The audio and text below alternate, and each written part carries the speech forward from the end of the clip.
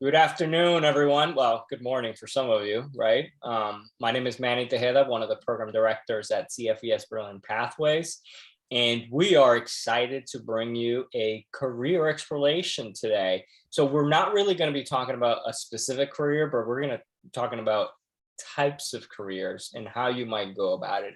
So the session for today is titled full-time versus freelance. So I'm going to apologize in advance in case I say gig worker. I'm talking about a freelancer. So those are the two things that we're going to cover today. Today, I also have the pleasure of being with our friends and colleagues, Sarah and Annie from TransPerfect. And we'll do a quick overview of what TransPerfect is and what they do as an organization, but just for the record and for everyone to know, they are great and amazing people to work with, and I'm sure they're great to work for. So Annie, I'm going to turn it over to you so you can give us a quick update about TransPerfect, and then we're going to move on and talk about our session. Yeah, thank you, Manny. Hi, everyone. I'm Annie Feng from TransPerfect. TransPerfect is a global translation company and technology company. Our main area of focus is document translation, interpretation, but we also dabble in technology where we provide, companies with documentation software. So that's a big picture of what we do. Like, when we subtitle for anime or games that everyone plays, that's majority of our business. That's awesome. So Sarah, I know you're probably going to be sharing some slides. So here's what I have for the audience. We like to be as engaging as possible. Our friends are not going to be offended if you type in some questions. They might actually be offended if you don't ask questions. So feel free to type in some questions and we'll get to them towards the end. And if it's related to what is being covered, we'll just chime in right on. So Sarah, go ahead. Okay, thank you so much, Manny. Great to be with you today. So yeah, we're going to be discussing freelance work versus full-time employment, and going to go into some pros and cons of each. Both Annie and I have worked as freelancers and in full-time positions at various points in our career. Now, my name is Sarah Buzaji, by the way, sorry. I'm a senior linguist working from Russian and Ukrainian into English at TransPerfect, and Annie Feng is the training and process development lead. Oh, for some reason, there we go. So what we're going to talk about is, like I said, some pros and cons. We'll go over our experiences in the business and offer a couple notes on freelance resources. So we'll do a brief overview of our current jobs and work experience, and we'll cover that in more detail a bit later in the presentation. Just for now, as I said, I'm a senior linguist at TransPerfect, and what that involves is translation and review of documents. As Annie mentioned, that's one of our main work points, and quality management. And some of the other related jobs I've had in the past are working as a freelance translator and in ESL instruction. And Annie? Yeah, I am a training and process development lead. I mostly consult with business leaders on training projects and internal improvement projects.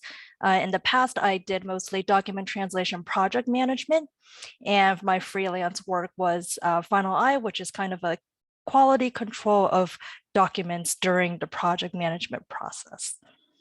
Yeah. Right, and so just before we go any further, just a bit of a definition. It's hard to say exactly this fits every working position, but generally full-time employment, we're talking about the standard is 8 hours a day, 5 days a week. You either have a contract with a company for long-term employment or agreement that you're going to work set working hours or time periods for that company. Like what we do, we have an 8-hour working day, 5-day work week. And we're talking about freelance or contract work, sometimes referred to as gig work, man, it's okay, I think. It's project-based or short-term or at client request work. So now we're going to go into some of the pros and cons of each option. So Annie, you want to tell us a bit about the pros of freelance life?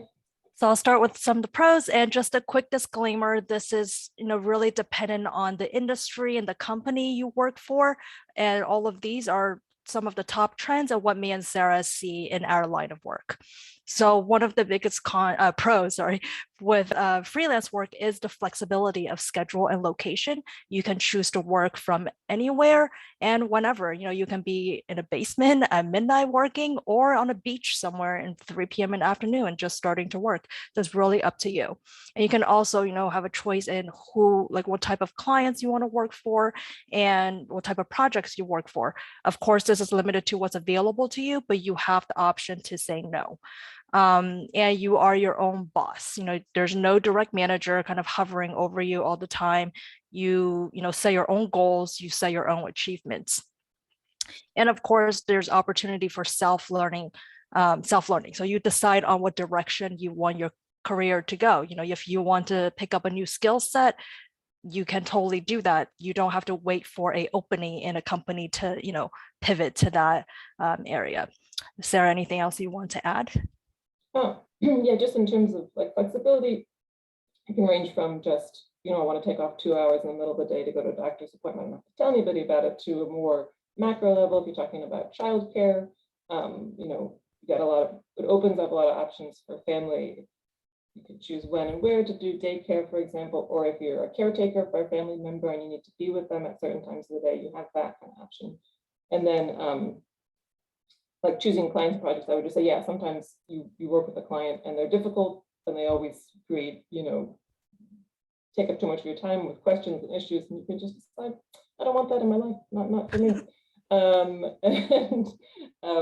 And choosing to prioritize things that you find for no other reason that you're personally interested in. Like you have magazine jobs, you're working in magazines, you can choose to focus on the computer magazine because you like it more rather than the fashion magazine.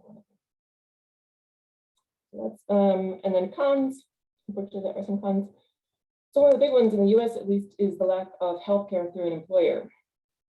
And there are some ways around this for freelancers. If you have the opportunity to be on a family member's healthcare, you can certainly get on government healthcare. That can be more expensive and trickier to navigate. So there are options, but it does tend to be a little bit trickier and more expensive as a freelancer.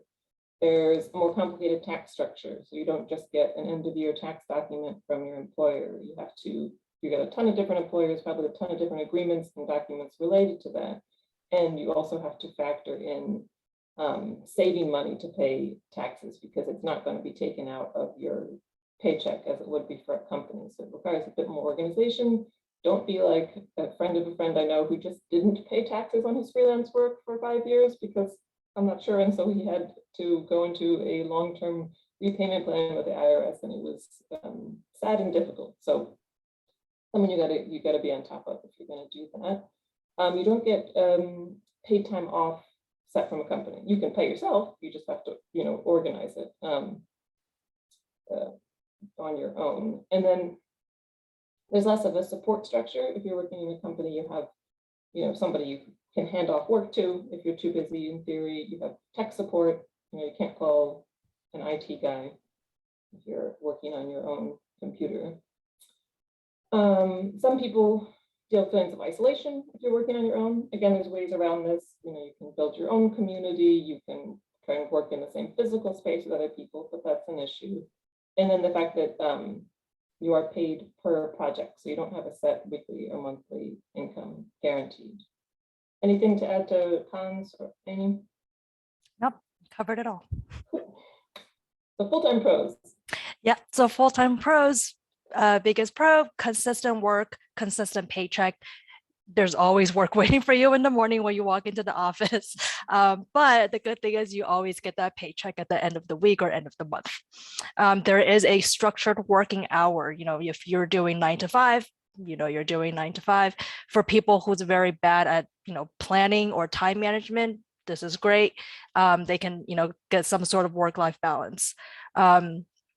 Healthcare and retirement benefits, 401k, that's something that's a great pro if you work at a company that, you start early with the retirement benefits, you have something, set. Pay time off, like Sarah mentioned earlier, we have, allocated days throughout the year that we know for sure we will take that time off. Coming out of school, that's great because we no longer have that summer vacation that's set there, right?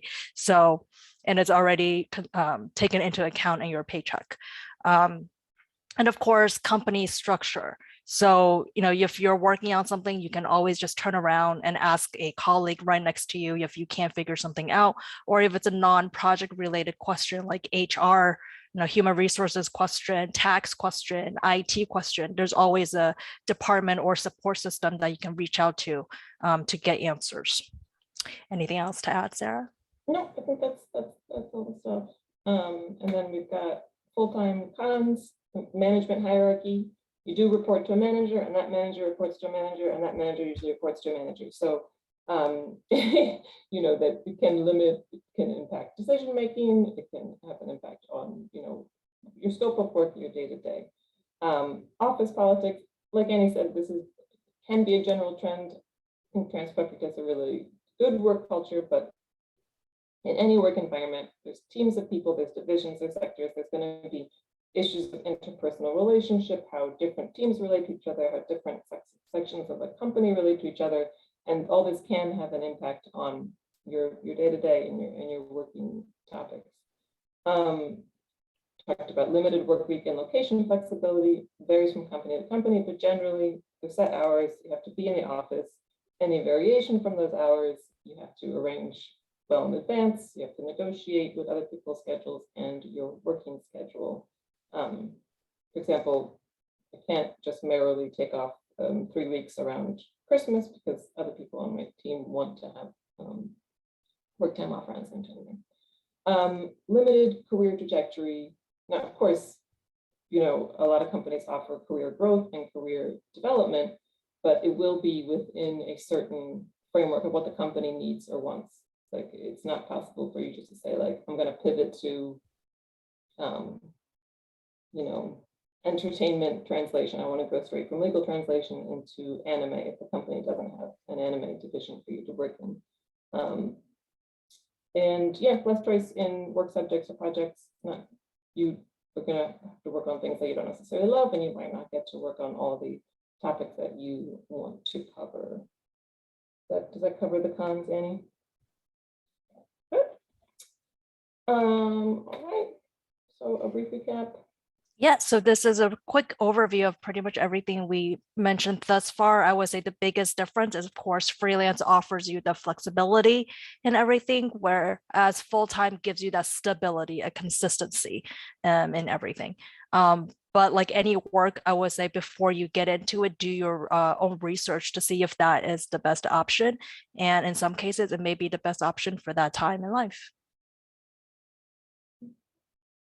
Great. So then we just thought we'd go over a bit about how this worked in our lives, like the background we're coming from, what were we doing before we started freelancing, why did we switch to freelancing, and why did we come back to full-time work?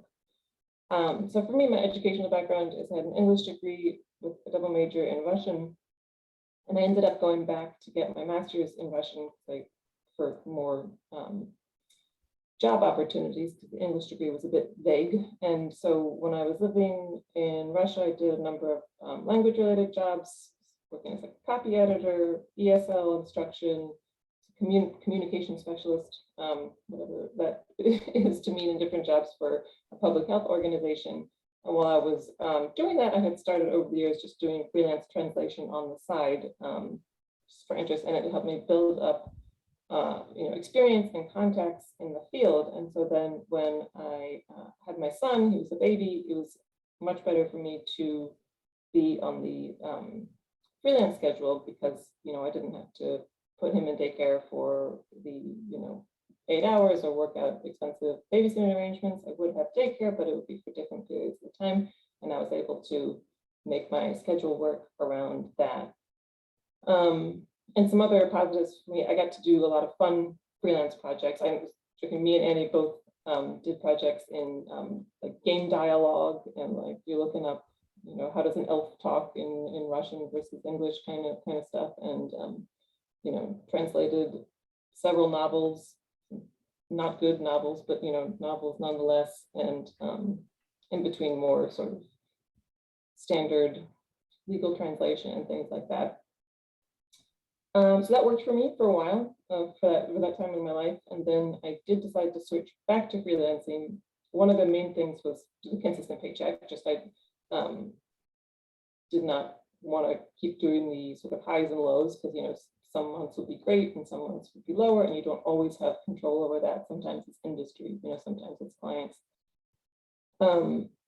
And then also in terms of work-life balance, I'm one of those people who benefits from a bit more time management structure externally. So I did find, and then also it was my schedule in that period with the young child, was that the workday kind of never seemed to end. So, because you're always hustling for new jobs and, checking on client emails and things like that. So when I switched to full-time, I was looking to have a set working day so that I was able to hand off responsibilities at the end of the day and have a greater division. Yeah. What about you, Amy? Yeah, so in school, I actually studied sociology, economics, nothing to do with translation whatsoever. But growing up in a multilingual family, I always interpreted for family members. And out of college, the only job available at the time was TransPerfect project coordinator. So I figured, well, I have linguistic experience, so let's give it a go.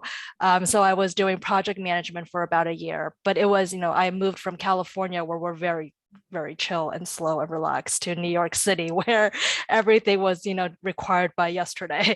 So I was not used to the quick speed of everything. I was just super stressed out all the time.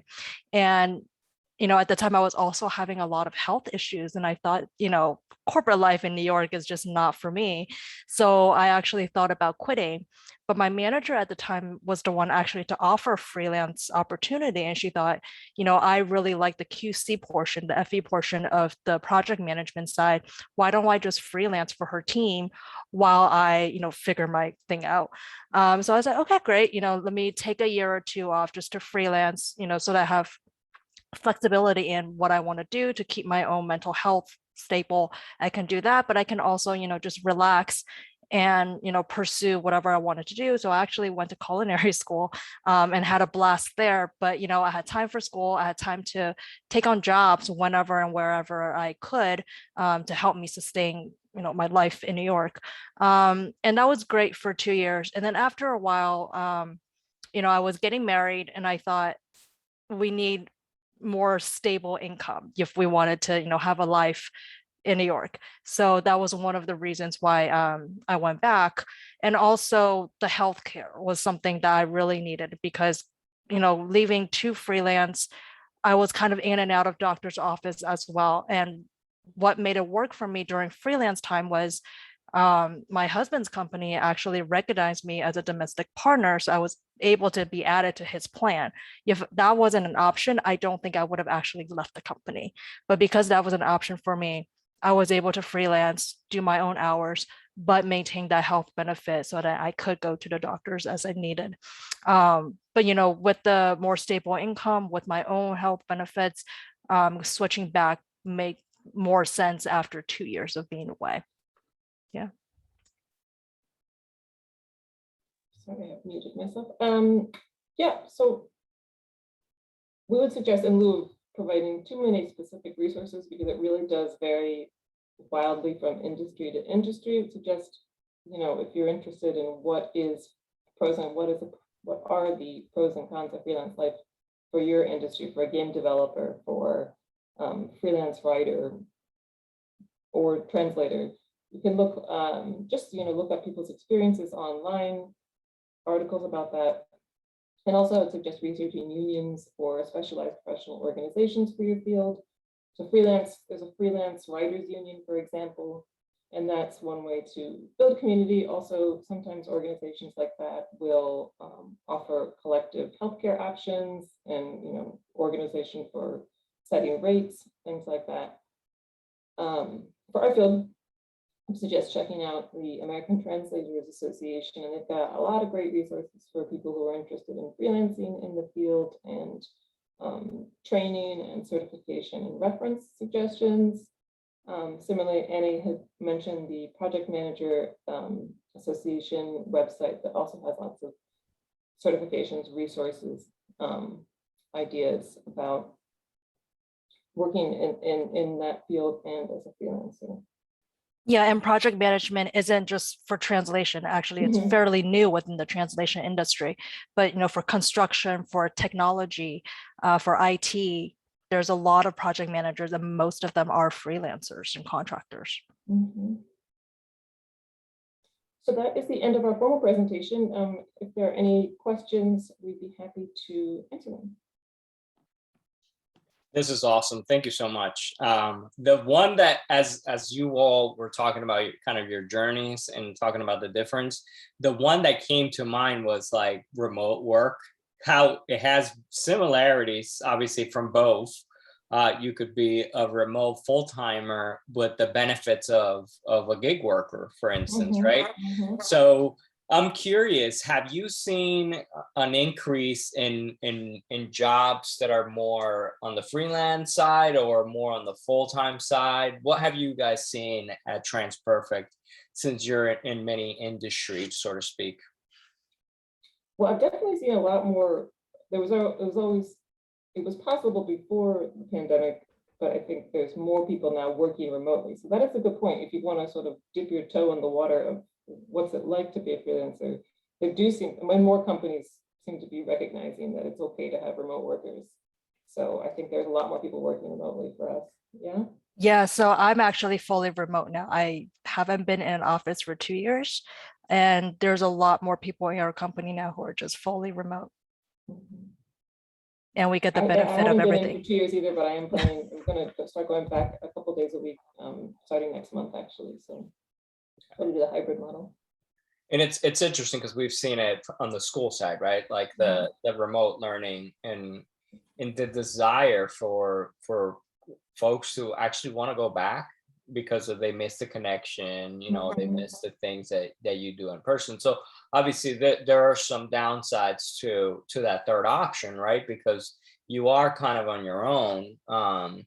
There's not as much of sense of a community, and companies now are moving back to this whole notion of having people in person, and I think they'll retain a certain element of remoteness and be more flexible and open to the idea. But I think that there are some other dimensions that it might not be ideal for folks who really need that interaction on a day-to-day basis. Yeah, I have actually. Oh, sorry. Go ahead. No, I was gonna say one option for that. Part of the time that I was freelancing, I did get a spot in a shared workspace. It's pretty reasonably priced, and that helped with just having other humans around. And there were people that I could say, "Hey, this has never happened to your computer," not officially. But. Yeah, I was saying, so my team have been aggressively hiring for the past 2 years. And what we've seen is that a lot more new hires coming out of school are actually requesting the option for remote work or the flexibility of hybrid. So it is trending. And I think a lot of companies are aware that this should be an option to be given to new hires coming in. I always picture this like the rise of those gig workers or remote workers in those RV vans just traveling across the country and just like making sure they had their hotspot so they can get on internet. Yeah, I actually know. Wait, no, sorry, go ahead. No, my husband's coworker, she went freelancer, bought an RV and was taking a call in Yosemite. She was like, oh, I'm just touring all the national parks. And I was going to say a friend of a friend, she and her husband also bought an RV, and one of them has been working for TransPerfect actually. I'm not sure if she's leaving. I can double check on that, but yeah, they're touring in their RV. So people are apparently doing that. So it looks like we have a couple of questions. Let's start with how do I get people to give me a chance as a freelancer? And maybe you can talk about it from your own perspective. And Annie, you had a good point of how you kind of fell into it, but if you want to elaborate, feel free. Sarah, did you want to start from the? Sure, yeah. I mean, one thing I would suggest, if possible, it does seem to be a lot easier to go into freelancing once you've worked with a company or in an industry. For example, I know a number of people who have worked in my job, quality management, which is reviewing, proofing, translation, and they have started freelancing after a couple of years of work with us. It's really easy for them to get work for us as freelancers because they know how the company works. And it's probably also easier for them to get work from other companies in the industry because they have, they can show that they have worked there and they know what's going on. For my case, I started, it was, like who was people at the university where I was studying, and they started giving me, small projects, little things here and there. And then with that little bit of experience, I could get contacts around. So I think it is helpful to think about working at some point full-time in the industry is one way, or working in small ways for people you might come in contact with to build up some experience. Yeah, for me, I got interested in the industry because I got the opportunity with, just friends of friends who needed some sort of translation or interpretation. And I just jumped at the opportunity. If you're in New York, I feel like it's a very multilingual city. You can walk around in shops, ask if they need help. That's what I did with my family, like parents, friends. I would just ask people like, do you need translation on this real estate ad that you may be posting on the wall? Things like that. Yeah. So that's awesome. So as you all know, we talk a lot about networking as part of an essential skill. So this is definitely a great example of how you can tap into your network to see. But really what I'm hearing is you also need that expertise of what you want to go into, right? So how is it that it could be mutually beneficial for the organization that you're working for or working with to be able to provide value, right? So you get that by getting the experience, and you're not going to jump in and say, I can do this. What experience do you have? None, but I'll learn it on the job. That's not going to fly in situations like that. So that you might want to go into a full-time position where they might be having more resources and opportunities for you to develop set skills that might be come in handy later on. Yeah, and if you do want to like cold contact people, like again, might be best to have a stable job while you're trying to do it on the side. If you want to, like, if you feel like for whatever reason your networks aren't turning things up where you can't get into that specific field already, you can keep your full-time job and just really hustle to build contacts in whatever way through online communities that you can try on the side without experience in the field. So we probably have time for one more question, and there's a question about kind of the pay. So is it true that on average the pay is a little bit more than what someone full-time might get? And I can sense based on some of the things that you're not providing healthcare, you're not providing certain things that it might be more cost effective to hire a freelancer because maybe their base pay is higher, but their overall compensation package is lower. Mm-hmm. Yeah, I mean, for sure, it depends. You can, and also the other thing is the rate might be a bit higher for a freelancer, and also you can make more if the job's available and you feel like hustling for a month. And because your rates are higher, you can really definitely get a much higher rate for that month than you would working as a full-timer. I would say it also depends on the industry and your role. If the industry is saturated with freelancers of that skill set, then your rate may be more comparable to the full-time gig, or sometimes it may even be lower. Like we see the ups and downs. But for linguistics, for example, if you translate a very rare language, you can set your rate at whatever you want, right? Because there's a need. But if you do a very common language, there's more competition. So your rate is not going to be as high as you might want. Mm-hmm. And rarer language plus additional skill set. If you're a Greek physician, you can tell us whatever you want and we'll give you that money pretty much because there's a limited amount of you for Greek medical documents. Yeah, so definitely consider the supply and demand of what industry and what your role that you're looking into. Well, I'm excited for the next subsequent sessions now that we got this whole idea out of the way. Obviously, the working full time for a company versus freelancing. Know that there are opportunities in both ends. There's definitely positions. Make sure you get enough experience to be able to set yourself up for more.